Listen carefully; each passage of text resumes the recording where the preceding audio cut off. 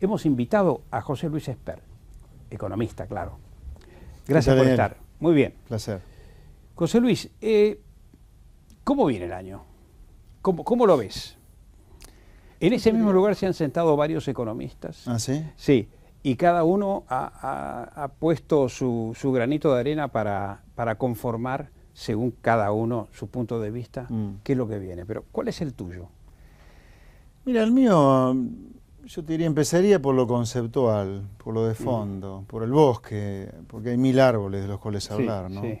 De hecho, hoy hay 2 grandes árboles, como fue el anuncio de subsidios y de quita de subsidios que hizo Kicillof y la bomba de hace un rato del INDEC con el crecimiento de 3% en 2013. Pero el bosque, para mí, y creo que vamos a continuar en ese bosque mientras no se lance un plan antiinflacionario orgánico y creíble, es que estamos en esta inflación y 2014 va a ser el tercer año de esta inflación. 2012 fue el primero, para que 2013 no saben, el segundo. recesión más inflación. Sí, o un crecimiento muy pequeño, o una caída muy pequeña, una inflación muy alta. Sí. Argentina hoy con esta inflación de 35 y 40% está tal entre vez los más 10, según otros. o tal vez más, puede ser, sí, dependiendo de lo que pase en el segundo semestre particularmente. Está entre los 10 primeros países de 230 que hay en el mundo en materia de inflación. Eso es lo que es esta inflación, una economía que no crece o cae poco o sube poquito y la inflación es muy alta. Yo creo que Argentina conceptualmente va a estar ahí mientras no lance un plan antiinflacionario muy orgánico y muy creíble. Ahora, ¿qué significa a su vez estar dentro de esta inflación? Porque en materia financiera se pueden jugar muchos partidos, ¿no? Por ejemplo, yo creo que el gobierno, al haber tomado la decisión de no lanzar un plan antiinflacionario, en particular en 2013, con el apretón monetario que ha hecho, probablemente nos mande la recesión. Y probablemente a lo mejor la tasa de inflación del segundo semestre sea algo más baja que la del primer semestre, por el apretón monetario. Así que estamos en un clima de esta inflación por 3 años consecutivos y en particular en 2014 probablemente con una caída de actividad económica y una tasa de inflación que en medida entre puntas va a ser mayor que la del 2013, seguramente. Y saliendo un poco de lo económico, más conflictividad social. Sí, claramente. Más confrontación, sí, más falta de diálogo, lo cual es terrible. Digamos, acá sin duda se va a hacer una utilización política de muchas cosas, que estamos entrando en el final del tramo de Cristina Kirchner presidenta, y que la pobreza con estos números de inflación, yo te diría, no te va a bajar de 35%, con lo cual estamos volviendo a niveles de pobreza de mediados de los 80, te diría, y de algunos años malos en los 90 también. Así que ese dato objetivo de complicaciones de complicaciones desde el punto de vista de la pobreza y la indigencia y la inequidad en la distribución del ingreso que implica una tasa de inflación tan alta, va a ser utilizado políticamente, así que sin duda que la conflictividad social va a ser creciente. ¿Crees que el tema de los docentes se suma a la huelga prometida para el 10 de abril? Claro. ¿Crees que va a ser un año de este tipo de tensiones? Sí, yo creo que sí. Yo creo que sí. Sí. Porque objetivamente los empresarios se quieren meter debajo de la mesa. Sí, lo que pasa que, Daniel, acá hemos vivido lamentablemente una década que ha sido una gran mentira, digamos, ¿no? O sea, a la gente se le ha mentido mucho. Una fábula. La gente se le ha mentido mucho desde el poder, desde la élite que gobierna, desde la política, desde muchos empresarios, desde muchos economistas mentirosos, periodistas mentirosos también. O sea, la élite ha mentido mucho a la sociedad argentina. Y lamentablemente una de las grandes mentiras es que Argentina no puede sostener el nivel de salarios que tenía. Es mentira que lo puede sostener. Si la productividad argentina no da para pagar estos salarios. Ahora, anda a hacerle entender a la gente eso. Después que le dijiste 10 años que este era el modelo, que venía a redimir a la Argentina de 4 décadas de decadencia. Cuando ha sido una gran mentira. El mejor gobierno en la Argentina. De la historia. De la historia. Esto ha sido señalado por la presidenta, ¿no? Sí. Sí, anda a hacer entender eso a la gente. Por eso yo insisto cada vez que tengo oportunidad de hacerlo en que sería bueno que la presidenta, que creo que está hablando ahora por cadena, en lugar de usarla para las nimiedades que la usa, la use para algo importante. Claro. Porque la gente la está pasando muy mal, no llega a fin de mes hoy el ciudadano promedio, el empresario no tiene resto para invertir, por eso la economía cae. Que lo usara para algo útil para la sociedad, después de todo está ahí para servirnos a todos nosotros, ¿no? Que es anunciarle a la gente que tenemos un serio problema de inflación, que la actividad económica ya hace 3 años que no crece, y hay que lanzar un plan antiinflacionario y encolumnar a toda la sociedad detrás de ello. Sí. Yo te diría, pero no es fácil, no es fácil claro, frenar. No es fácil, pero... Hay que hacerlo. Hay que hacerlo. Yo te diría, habría que, al menos en el anuncio, después Alfonsín hizo un desastre, pero aquí hay que hablar en esos términos, como habló en su momento Alfonsín, de una economía de guerra. Estamos muy complicados. Mirá, vamos a ponerlo claro. Este cambio de metodología y de base del cálculo del INDEC, por el cual el PBI, en lugar de crecer casi 5, crece 3 ahora, y no se paga el cupón atado al crecimiento este año, son 3.500 millones de dólares que se ahorra el gobierno.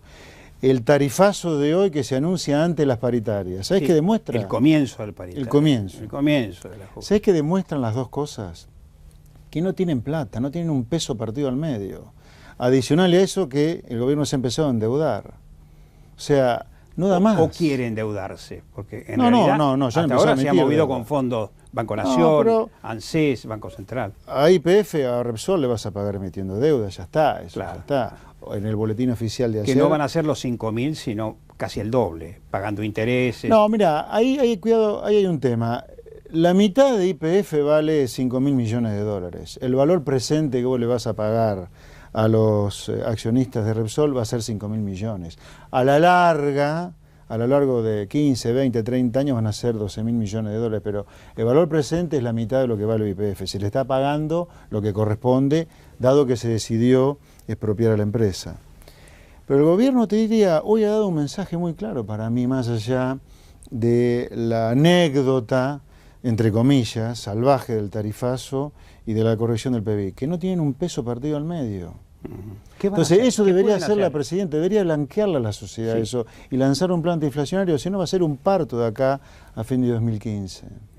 Y en este apriete, ¿qué pueden hacer? Salir a buscar fondos del exterior. Pero esto tampoco es fácil. Mirá, no creo que el Fondo Monetario permita, sino que exija, ¿no? El medio vaso lleno de este medio vaso vacío que te estoy comentando es que si es cierto que vos vas a empezar a dejar de mentir con la inflación, si es cierto que no vas a inflar más el dato del PBI, si es cierto que querés arreglar la situación internacional, si es cierto que querés dejar de emitir y empezás a endeudarte, por lo menos, a lo mejor, este plan, si bien va a tener tensión financiera, seguramente, y bajará y subirá, si es cierto todo esto, corre o tiene chance de no explotar, digamos, ¿no? Claro. No la vamos a pasar bien de acá a 2015 en cualquier caso, pero me parece que hay una lectura de medio vaso lleno también, que es, bueno, a lo mejor seguimos en decadencia, con tensiones financieras y corridas, pero no explotamos, ¿no? Emitir a la velocidad que se venía emitiendo, 40% el año pasado, y perder 15.000 millones de dólares de reservas a nivel anual, no cerraba por ningún lado. No, de ninguna manera. Convengamos que ningún gobierno en Argentina tiene una sola víscera que le vibre por el bien común. Es simplemente pensar en el hoy y el mañana, y el kirchnerismo está haciendo lo que hacen todos, patear la pelota para adelante. Se están jugando lo que la Corte Suprema... Que la reciba el próximo gobierno, sí, claro. Que pueden no ser ellos. No, de ninguna manera. Seguramente no van a ser no ellos. van a ser ellos. ¿Será otro peronista o no? Pero está claro que están tratando de tirar la pelota para afuera en lo que puedan, y cuando no pueden pasan cosas como las de hoy. No tienen reservas, ahora corrigen el PBI, y el tarifazo que lo anuncien antes del inicio de las paritarias me parece un mensaje que no dan más. Muy difícil. Está muy complicado. Todavía falta electricidad y todavía faltan muchísimos servicios, ¿no? Muchísimos servicios. Pero en algún lugar, Daniel, te digo, todo es consecuencia en parte de la perversión en la cual se ha desenvuelto la sociedad y la política en la última década, digamos. El plan de convertibilidad no termina por la libertad de mercados que tuvimos en los 90.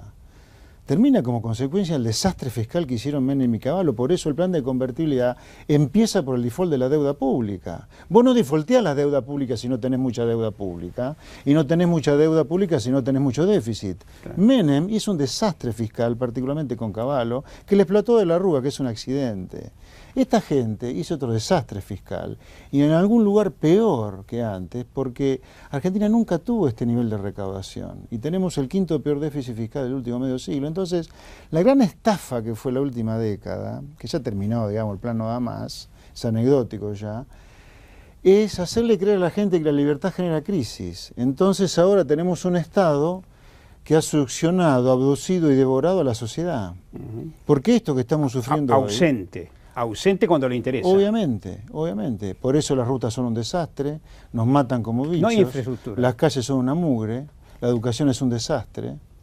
Este ha sido un Estado que a su vez, no solo el Estado se comió la sociedad, sino que el Estado, yo estoy convencido que ha sido abducido y carcomido y comido y chupado por una corporación que en algún sentido es mafiosa. Si no nos da nada por los impuestos que pagamos, ¿no?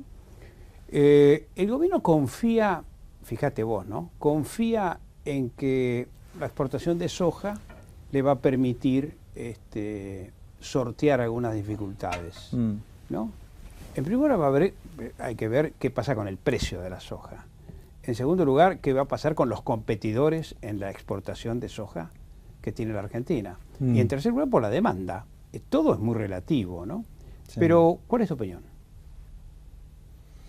Bueno, mi opinión es que es un gran error conceptual, profundo, macroeconómico, pensar que la soja tiene algo que ver con la bonanza, que una cosecha de soja tiene algo que ver con las reservas, con el dólar y con alguna bonanza. Hay una vieja leyenda. Una vieja leyenda. Una cosecha salva el país. No es así. Primero que la cosecha, cuidado que hay zonas que han sufrido mucho las lluvias, particularmente en la zona núcleo. Yo soy nacido en Pergamino, así que te lo puedo contar con conocimiento de causa. Sos amigo de los Jaunarena. Sí, claro. Sí. Son amigos de la familia de toda la vida. Sí. Hay zonas que se va a cosechar muy poco, digamos. Va a ser una buena cosecha, sin duda, pero no... Cuidado que puede no ser todo lo extraordinaria que se pinta. Y además, cuidado que el productor agropecuario está muy ahorcado. Está muy ahorcado porque los costos le han volado al productor agropecuario. Los productores agropecuarios tienen una rentabilidad cada vez menor en cualquier actividad que haya, incluso con la soja. Así que yo te diría, no pensemos que la cosecha de soja que va a ser mayor que el año pasado nos va a salvar. Olvídate de eso. Sí. Esto de los costos internos y de las dificultades y el ahorcamiento, como dirías vos, se nota en las economías regionales. Ni te cuento en Cuyo, ni te cuento en el norte, que la propia devaluación no ha salvado. Sí, las economías regionales deberían pedir libertad de comercio en lugar de tanto proteccionismo. Las economías regionales... Que es una vieja consigna histórica en la Argentina. Sí, una cosa que yo creo que es para antropólogos o historiadores, pero que en el interior del país, donde la gente de a pie vive de la economía regional, vive del vino, vive de la uva, vive del cítrico, vive del trigo, vive del maíz, estén gobernadas por caudillos populistas, que son un veneno para la rentabilidad de la economía regional, para mí es una cosa que no la puedo entender en Argentina. Pero lo cierto es... Bueno, es una tradición histórica, te digo. Lo cierto es que conveniéndole a toda la Argentina vivir del comercio con una economía bien libre, bien abierta, con bajos impuestos, o sea, bajo gasto público, baja burocracia estatal. Sin embargo, en las economías regionales, en las provincias del interior, están casi todas gobernadas por algún caudillo populista. Salvo excepciones, naturalmente. Sí, ¿no? pero muchas. Muchas provincias con este cuadro. Con caudillo populista, y las donde no hay caudillos, también anida el populismo, cuyo símbolo es el Estado gigantesco. Pero fíjate vos, comparado con la situación política, ¿no? Menem era un caudillo populista, riojano, demagógico y autoritario. Sí. Y Kirchner era un caudillo santacruceño, demagógico y populista. Hasta los últimos presidentes han estado impregnados de esto que vos señalás. Sí, y sin duda por eso Argentina es un país en decadencia. Porque el populismo y el caudillismo son la negación de la civilización, son la negación de la prosperidad, son la negación de la cultura. Es el amor por los símbolos, el amor por la brujería, digamos. Los países civilizados no prosperan con caudillos populistas. Los países civilizados tienen meritocracias políticas, son países democráticos casi todos en general, son países donde el Estado presta bienes públicos como la gente, le devuelve obsesivamente a la gente con bienes públicos los impuestos que pagan, se educa a la gente para que la gente piense con la cabeza y no con los pies como acá. Se comercia, en lugar de vivir de la sustitución de importaciones, que es un veneno para el país, se comercia con el mundo. Se hacen otras cosas, por eso Argentina es un país en decadencia desde hace 30, 50, 80 años, digamos. Hay que cambiar en ese sentido para tener otro futuro. ¿Qué te produce la la realidad en Uruguay y la realidad en Chile? ¿Qué sentimientos te arroja esta realidad, la uruguaya y la chilena? A mí me duele mucho porque yo amo mi país, sí. Mis grandes afectos están acá. Yo tengo mis padres, mis hermanos, mis hijos. Tu historia. Todo. Es más, yo estudié acá. Sí, sí. Así que por tanto, que Argentina esté siendo ninguneada en el mundo como está siendo ninguneada hoy por un grupo de impresentables como el kirchnerismo, y donde sin duda nos comparan más con Ecuador y Venezuela que con Chile, Brasil y Uruguay, me produce mucho dolor, digamos. ¿Quién hubiera pensado hace 20 años que Uruguay iba a ser la meca para invertir sus ahorros de muchísimos argentinos, ¿no? Yo creo que eso demuestra, con el mayor de los respetos por Uruguay, por supuesto, el desastre que hemos hecho los argentinos con nuestro querido país. Así es. Lo mismo se preguntan los uruguayos. ¿Qué hemos hecho nosotros? ¿Qué hemos hecho los argentinos? Y este desastre. No, realmente no lo pueden entender. Yo creo que, digamos, el problema de Argentina, digamos, sería fácil decir que es el peronismo. Sin duda que el peronismo es una enfermedad argentina que ha destruido el país. Pero yo voy más allá. Y el grueso de los partidos políticos de Argentina tienen la víscera y tienen el germen y el virus del populismo. O sea, del Estado grande, del Estado que te cuida, del Estado que te protege, que te reviente impuestos, que te cierre la economía, que te asiste. Y eso está mal. Fíjate los íconos del nacionalismo, ¿no?